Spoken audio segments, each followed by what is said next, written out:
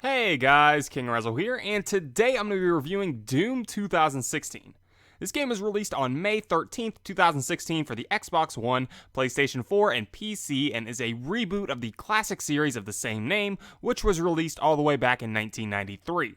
As with my previous reviews, I'll be judging this game based on its story, gameplay, multiplayer, and value.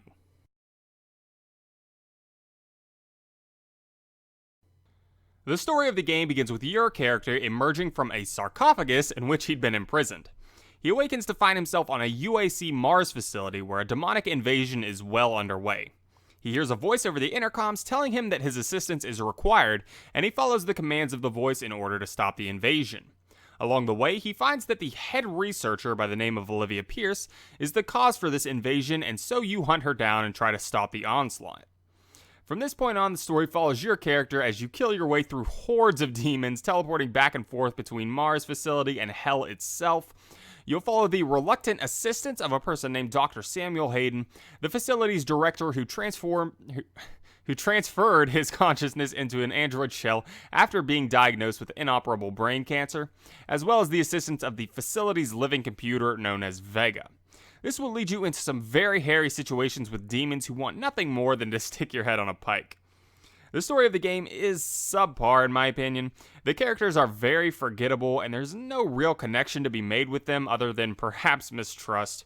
A large part of the finer details of what happened to the station can be found through text documents, which to be honest I didn't read, but the narrative that's told through dialogue and cutscenes, I never really found myself that interested in it, and the characters, just everything was pretty lackluster in my opinion.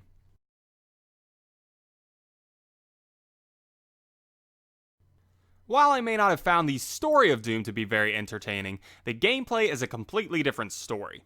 I loved the shooting mechanics of Doom. This game is extremely fast, very brutal, and intense. Fights generally take place in set-piece areas where you'll have free mobility around the terrain. Demons will spawn in periodically, and you'll have to clear them out in order to advance to the next area. Each demon has its own unique style and how it approaches the combat, with enemies such as Revenants getting in close to blast you with rockets, and enemies such as Imps keeping a distance to deal small damage with their fireballs. To combat these demons, you'll of course have your own arsenal of guns with things like the BFG 9000, chain gun, chainsaw, combat shotgun, Gauss cannon, heavy assault rifle, pistol, plasma rifle, rocket launcher, and super shotgun. Each weapon feels unique and has its own style and its own set of upgrades called mods. Most weapons have one or two mods aside from the BFG, which has none. Mods are used to give extra capabilities to your gun, such as adding a blast shooting thing with your plasma rifle or a sight to your heavy assault rifle. These mods can be earned by picking up special items in specific locations, and this adds a sense of progression to your weapons, which is always nice. Something else that's notable about the gameplay is that there is no health regeneration mechanic. You'll instead need to rely on health packs which are scattered around the area or dropped by enemies. This was my biggest fear about the game coming into it, and in the end I actually think it's one of the best things about the game. Since my health was constantly low, I always was in need of another health pack pickup, and since I couldn't be sure that if I ran around the area looking for one, that I would find one, it caused me to get up close and personal with enemies in order to perform what are known as quote-unquote glory kills. These kills will show a short little cutscene in which your character brutally kills the demon and then that demon will drop health. This is the best way of getting health pickups from enemies, and this is how the game kept you constantly on edge. Since you're in such close proximity to the demons, you'll have to be wary of your surroundings, but you can't really stay away from the demons or you're not going to have any way of getting health. It's a really interesting system, and it's one that I really thought helped this game keep that action-oriented vibe that it was going for. Overall, I really enjoyed the gameplay in this one. It was intense, action-packed, and highly engaging. There were a total of 3 boss battles in the game that I really enjoyed those as well, but I'm not going to go into too much detail on those to avoid spoilers, of course.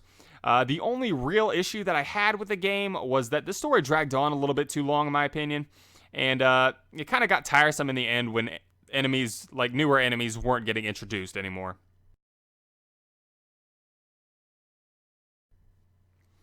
The multiplayer of Doom is much better than I thought it was going to be. I didn't play the Doom beta or anything of that nature, so I came into this game not really knowing what to expect. There are a total of 6 different match types, including Team Deathmatch, Clan Arena, Freeze Tag, Domination, Warpath, and Soul Harvest. I've played a few hours in a few of these game types, and I really enjoyed myself. The most interesting of these game types, in my opinion, is the Freeze Tag one, in which you play a game of Freeze Tag, and it's a best of 5 scenario. You'll freeze an enemy by killing them, and the goal is to freeze all of the enemies before time runs out. If the enemy stands by a frozen teammate, however, that teammate will thaw out. It's an interesting game type and not one that I've personally seen before, but it's not really the one that I had the most fun with. I just thought it was interesting, so I thought I'd talk about it. When you start up a match of any type, you'll choose a weapon loadout as well as a demon transformation. Your loadout consists of 2 guns, which it includes all the guns from the campaign, excluding the BFG 9000, as well as a few extra multiplayer-only guns, such as the lightning gun, repeater, static cannon, and vortex rifle. For your demon transformation, you'll be able to choose from the Baron of Hell, Revenant, Prowler, and Mancubus. You can only pick one of these transformations in the game, and the transformation is earned by grabbing a power-up that spawns on the map. These transformations will only last for a certain amount of time, and even though they are very strong, they can be taken down with some teamwork. The guns and demon transformations, as well as customization options for your character, will unlock throughout the multiplayer progression system, and customization of your character is very extensive.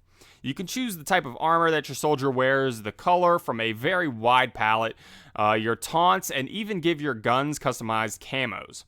There are many different things that you can do with your character to make them feel unique, and that's something that I absolutely love to see in games. There's even a Kamehameha one from Dragon Ball Z, which I need to figure out how to get that one because I think it's awesome. Also notable is that the health is, again, not rechargeable, rechargeable. You'll still need to pick up health packs from around the arena if you get damaged.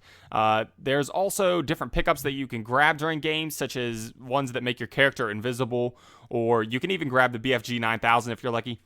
Overall, I think that its multiplayer is excellent. It took me a little while to get used to because it is a very fast-paced game. You're moving so fast, and it's much more hip-firing than sight-firing. It actually reminds me a lot of the original Halo in the way you fight, or at least in the way that I fought it. I usually tossed a grenade in there to lower their health and their shields, and then I'd come in to clean house with a shotgun or something like that. And it was just a lot of fun for me, and I'll definitely be playing it more. I think I'm at level like 15 right now or something like that, and I am enjoying it a lot.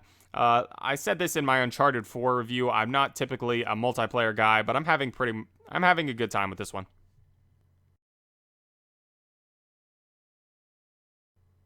This game has quite a bit of value depending on what you're looking for. If you're looking for a game to play a lot of multiplayer and you think that the gameplay of this sounds fun, then you can't get a lot of value out of this one if you're going in and trying to unlock all the different customization options, because, as I said, they're quite extensive, and it would take a long time to unlock them all. As for the single player, the game took me around 9 to 10 hours to complete, while mostly sticking to the path of the story.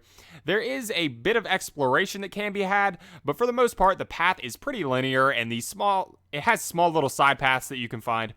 Personally, I don't really see myself going back and playing through the single player unless I decide to platinum this one, since the story wasn't overly enticing to me. But after you've beaten the game, you unlock the highest difficulty level, so if that's something you're into, there is that. Overall, I had a fun time with this game. Some things I liked about the game were the multiplayer was fun for me, the solo gameplay was exciting, and I am a sucker for customization options, and this game had them in spades for multiplayer. Some things I didn't really like about the game were the at times repetitive nature of the solo campaign, as well as the actual story of the game, which I just found to be uninteresting. Now, personally, I've never played another Doom title outside of this one, so I have no real comparison there between the original games and this one. So if you're looking for that, I'm sorry, but like I said, I have no real frame of reference there.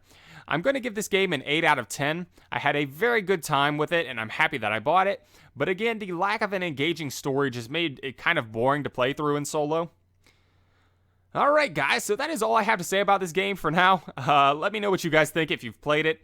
And be sure to check back on Wednesday if you want to see me play some of the game's multiplayer, and check back on Friday if you want to try your hand at some trivia that I'm going to do for this game. The next review that I plan on doing for this channel is going to be on Teenage Mutant Ninja Turtles: Mutants in Manhattan, which I don't know anything about, and I don't really have very high hopes for the game, to be honest with you. But we will see what happens when I get my hands on it, and that review will come out next Monday. But anyways, guys, thank you all for watching. Don't forget to like, comment, and subscribe, and I hope to see you all in my next video.